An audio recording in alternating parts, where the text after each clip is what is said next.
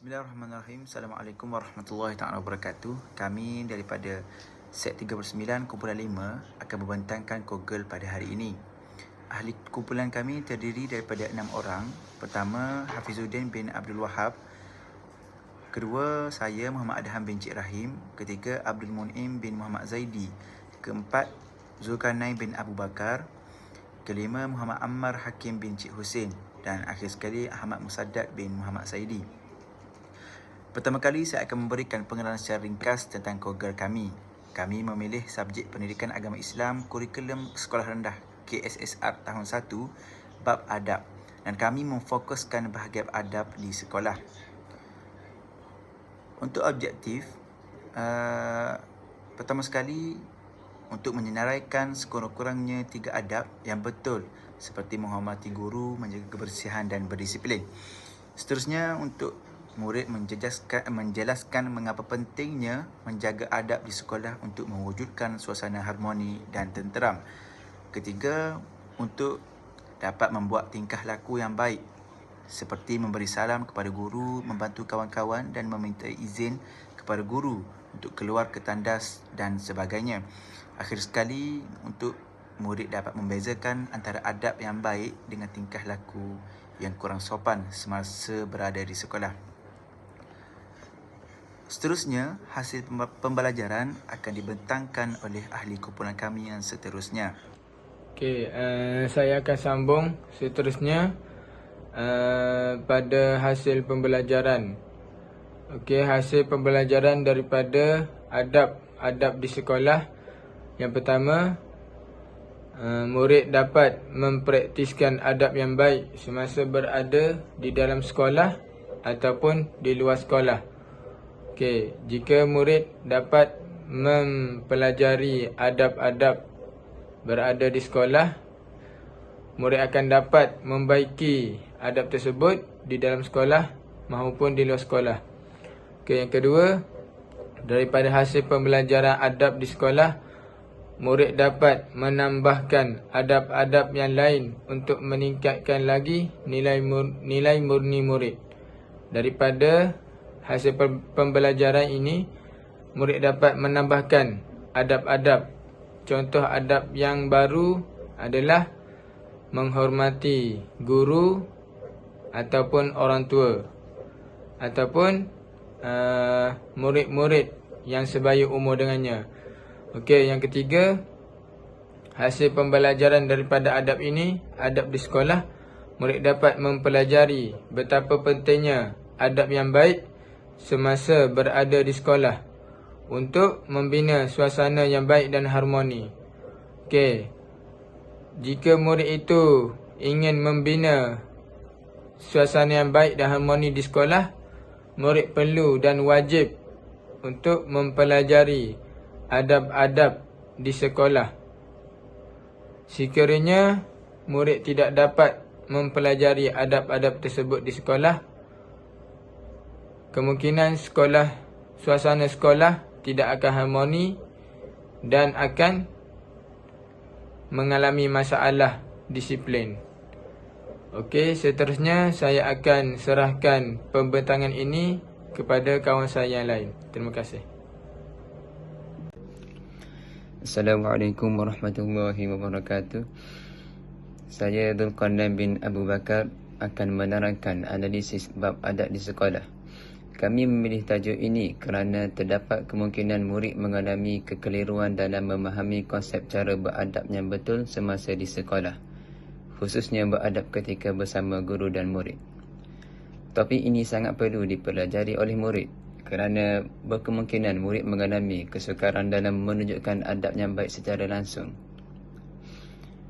Kami juga memilih tajuk ini kerana terdapat murid yang lemah dalam memahami nilai kepentingan beradab di sekolah dan boleh mengakibatkan sikap sambil lewa terhadap kepentingan memupuk nilai yang beradab di sekolah.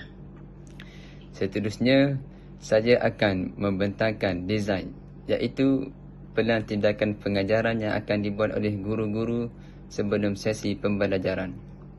Yang pertama, kaedah pengajaran. Kaedah inquiry penamanan di mana murid menonton video sebagai rujukan awal Kemudian membuat contoh adab yang baik dan menjawab kuis interaktif untuk mengukuhkan kefahaman beradab. Yang kedua, guru menyediakan video animasi berkaitan cara beradab yang betul sebagai bahan bantu mengajar. Yang ketiga, guru mengadakan aktiviti berkumpulan seperti memberi gambar kepada murid untuk memilih situasi antara adab yang baik dan tingkah laku yang buruk. Yang keempat, mengadakan kuis secara interaksi, menyediakan soalan seperti MCQ, drag and drop dan betul atau salah. Sekian daripada saya. Saya pas kepada pembentang seterusnya. Assalamualaikum warahmatullahi wabarakatuh. Nama saya Muhammad Ammar Hakim bin Cik Hussein dan saya akan menerangkan bahagian development. Bahagian development ini lebih tertumpu kepada guru, yang mana guru akan menghasilkan bahan-bahan pembelajaran yang telah dirancang untuk diguna pakai semasa sesi pembelajaran. Terdapat 3 bahagian, iaitu guru menghasilkan video animasi ringkas untuk menunjukkan perbezaan antara adab yang baik dengan tingkah laku yang buruk. Seterusnya, guru sediakan gambar rajah antara adab yang baik dengan tingkah laku yang buruk untuk murid memilih. Guru juga menggunakan aplikasi membuat kuis untuk menilai tahap kefahaman murid-murid. Seterusnya, bahagian implementation. Bahagian implementation ini yang di mana proses pelaksanaan semasa pembelajaran di dalam kelas. Terdapat tiga perkara, iaitu guru menayangkan animasi ringkas kepada murid. Guru juga boleh memberikan soalan kepada murid mengikut gambar rajah yang diberikan. Guru juga boleh memberikan soalan dalam aplikasi untuk menilai tahap murid dengan segera. Yang seterusnya ialah bahagian evaluation. Bahagian evaluation ini yang di mana proses guru akan menilai hasil pembelajaran terhadap murid-murid. Yang pertama ialah guru dapat menilai kerjasama dan keyakinan murid dalam menyelesaikan soalan. Yang kedua ialah guru dapat menilai daripada soalan aplikasi yang diberikan kepada murid. Yang ketiga, guru dapat menilai tahap pencapaian murid melalui aktiviti berkumpulan. Itu sahaja daripada saya. Saya pas kepada pembentang seterusnya. Assalamualaikum warahmatullahi wabarakatuh. Saya Ahmad Musaddad bin Muhammad Saidi. Hari ini saya akan membentangkan secara ringkas standard kandungan dan standard pembelajaran. 2 perkara penting dalam silibus, contohnya dalam Kementerian Pendidikan Malaysia. Standard kandungan ini ialah apa yang murid perlu tahu dan faham dalam sesuatu topik. Maksud mudah, topik besar, isi utama yang nak diajar. Yang kedua, standard pembelajaran ini pula ialah apa yang murid boleh buat selepas belajar. Maksud mudah, hasil pembelajaran yang jelas dan boleh diukur. Contoh, menyedaraikan 3 ciri beradab di sekolah, menjelaskan kepentingan menjaga kebersihan, menunjukkan sikap beradab di suatu harian. Seterusnya, pengenalan kepada aktiviti berkumpulan terbahagi kepada 3 perkara. Yang pertama, menanyakan video kepada murid untuk menambah info tentang beradab di sekolah. Contohnya, menunjukkan video tentang contoh adab yang baik di sekolah. Kedua, menyoal murid dan memberi soalan random selepas ditayangkan. Yang ketiga, beri kertas gambar rajah dan asingkan adab yang baik dengan tingkah laku yang tidak baik. Saya serahkan pembentangan ini kepada orang seterusnya. Telah membentangkan halaman 5 sehingga 15. Kini giliran saya pula untuk menyambung perjuangan beliau, iaitu meneruskan pada halaman 16 dan 17. iaitu maklumat tambahan kepentingan beradab di sekolah. Kita boleh tengok yang pertama, kesan yang baik apabila pengamalan adab yang baik di sekolah. Itu yang pertama. Yang kedua, dapat menjadi contoh dan teladan kepada murid yang lain. Yang terakhir, kesan kepentingan beradab di sekolah iaitu dapat mengerat lagi hubungan silaturahim antara guru dan murid.